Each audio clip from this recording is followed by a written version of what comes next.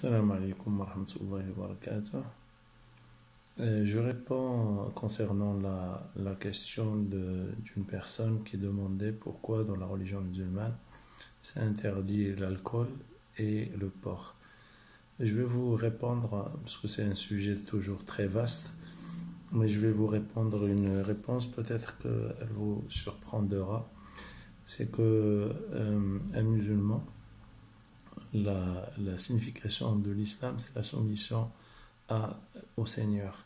Et comme un musulman, il sait bien que cette soumission, c'est pas parce que son Seigneur est plus fort que lui, il n'y a pas que ça, mais il sait que cette soumission, c'est par rapport à la confiance qu'il a en son Seigneur. Ça veut dire tout ce qui est bon, il va lui donner le feu vert pour le faire, pour profiter pleinement. Et tout ce qui est mauvais pour lui, il va essayer de l'éloigner et de prohiber tout ce qui peut nuire à la personne. Parce que le Seigneur, pourquoi on l'aime? Parce qu'il veut que du bien de nous. Ça, c'est notre foi. Ça veut dire que si le Seigneur nous demande de ne pas faire telle ou telle chose, nous, on a confiance en lui. Et c'est ça la foi. La foi, c'est que tu fais et tu obéis à des ordres, même si ces ordres vont à l'encontre de tes désirs et tes passions. Et quand tu le fais par conviction et par foi. Et la foi, c'est quand tu crois à ce que tu ne vois pas.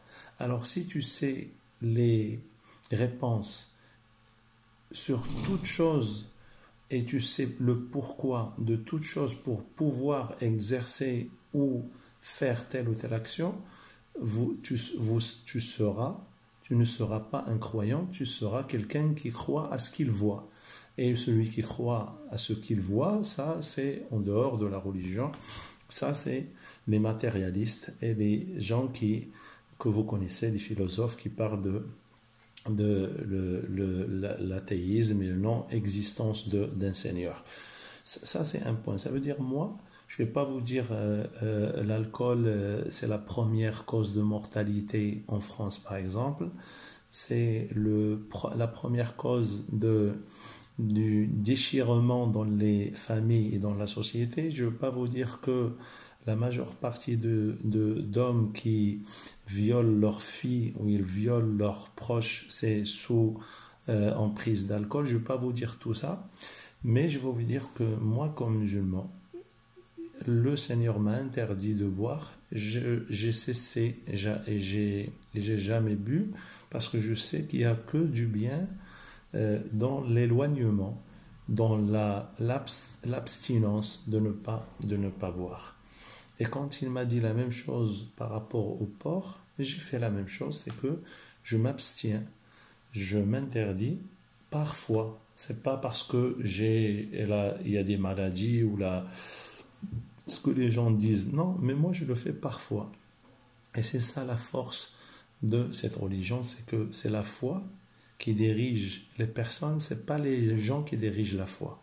C'est les gens, quand ils adhèrent à la religion, c'est eux qui suivent les ordres juridiques.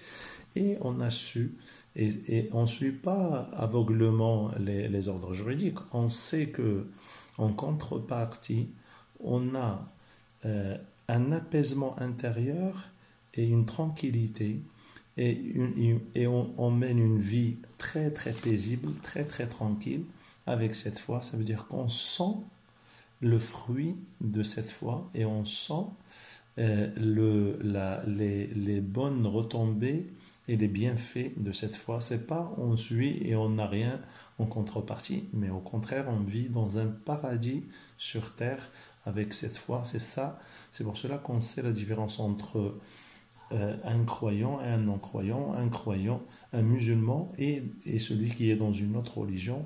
On sait la différence, c'est l'apaisement, c'est la certitude, c'est la tranquillité intérieure dont on ne peut pas l'acheter avec le bien de tout ce bas monde. J'espère que je vous ai passé le message. Si vous avez d'autres questions, je suis prêt à vous répondre. Merci beaucoup. Salam alaikum.